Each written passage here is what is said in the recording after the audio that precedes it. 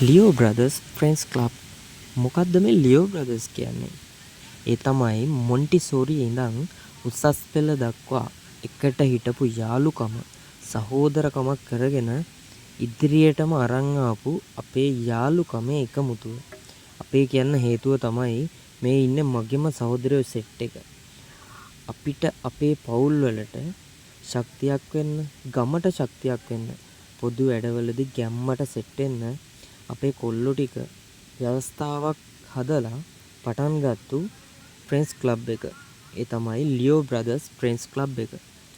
ඉතින් අපේ සෙට් එක එකිනෙකාට හයියක් වෙන එකට හොඳම උදාහරණය තමයි මගේ උන් ටික මාව විශ්වාස කරලා අපේ ඕරා ක්ලෝතින් බිස්නස් එක විශ්වාස කරලා අපිට මේ පාර ලියෝ බ්‍රදර්ස් ටී-ෂර්ට් එක නිර්මාණය කරන්න බාර දුන්නා.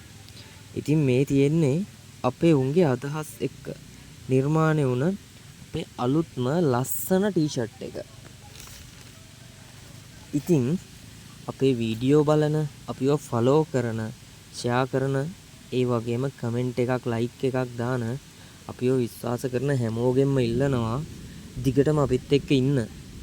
ඔයාලගේ එක වචනෙත් ඇති අපේ ගමන තවත් ශක්තිමත් වෙන්න. ඉතින් ඔයාලට කැමති නම් අපිට කියලා මේ වගේ ටී-ෂර්ට් එකක් කරගන්න පහළ තියෙනවා අපේ WhatsApp නම්බර් එක. ඉතින් අදම මැසේජ් එකක් දාන්න.